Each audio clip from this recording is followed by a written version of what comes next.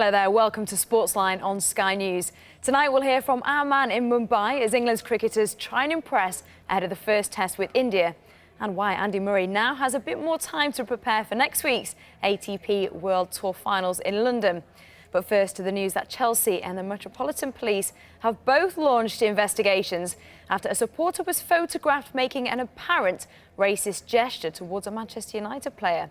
The Sun pictured a supporter allegedly making a monkey gesture during last night's Capital Cup win at Stamford Bridge. Chelsea have appealed for help in identifying the man. Andre Villas-Boas insists defender Steven Caulker is in the right frame of mind to play for Tottenham this weekend. Caulker is facing criminal charges in Serbia following an on-the-pitch brawl last month.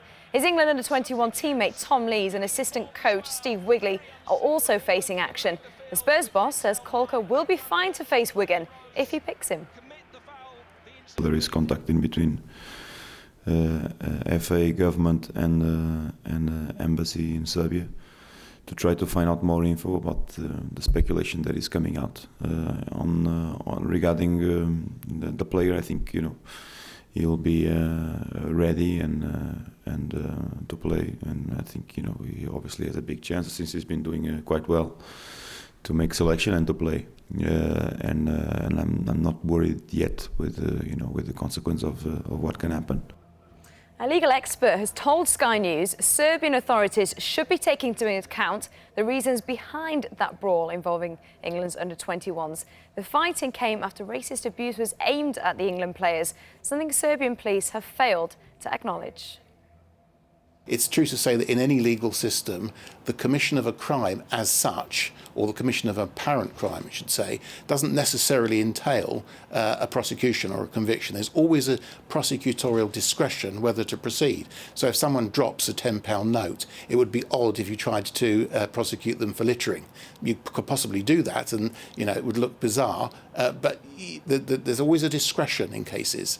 And where someone has apparently behaved in a way which is explosive because they've been taunted beyond human endurance, an authority can take that into account when it decides whether to proceed or not. And it looks very much like this authority did not take the circumstances into account. Now, would you fancy playing football in these conditions? You must take a look at this. This is a match between England and Wales under 16s in the Victory Shield in Port Talbot. How bad is that? Play was suspended for 5 minutes midway through the first half because of the torrential rain. The players came back on eventually, and England won 1-0. To cricket now, and Samir Patel has boosted his chances of a recall to the England side for the first test with India. He hit 104 off 173 balls as Alistair Cook's men drew their opening tour match against an Indian A side. Tim Abraham reports from Mumbai.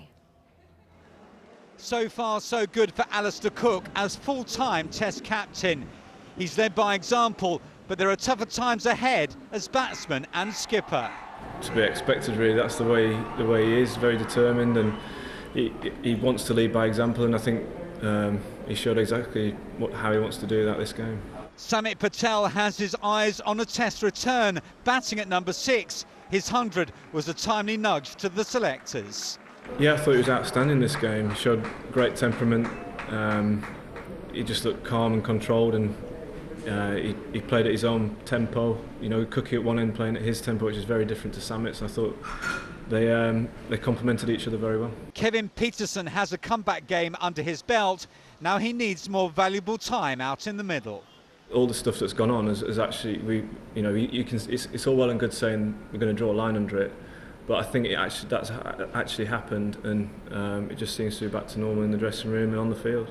1 down, 2 more warm-up matches to go. Next up for England, it's Mumbai A in a 3-day game that starts on Saturday. Stephen Finn remains a doubt for the first test with a thigh strain. Tim Abraham, Sky News. To tennis, and Andy Murray only had himself to blame after crashing out of the Paris Masters. The US Open champion had a match point in the second set, serving at 7-5, 5-4 to see off Jerzy Janowicz.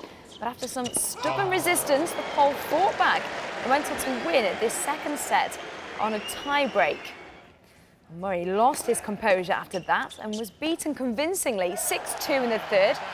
Qualifier Janovic, very happy, who's ranked 69 in the world, progressed to the quarter-finals. Next up for Andy Murray is the season-ending ATP World Tour Finals at the O2 Arena. Maybe the guys that go deep here, you know, they'll have confidence from having a good tournament, but may, you know, arrive, you know, a little bit later and might take a while to get used to the conditions. We don't know, so you know, I'll have to wait and see. But I'll definitely need to play a bit better than I did this week if I want to get some wins there.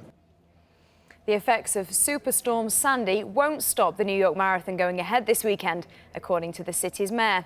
Much of the 26.2-mile route is in disarray and thousands of homes and businesses are still without power. More than 47,000 runners took part last year. Some people said you shouldn't run the marathon. There's an awful lot of small businesses that depend on these people. We have to have an economy. There are lots of people that have come here. It's a great event for New York, and I think for those who were lost, you know, you got to believe they would want us to have an economy and have a city go on for those that they left behind. I've got more sport to come at 11:20. I'll see you then.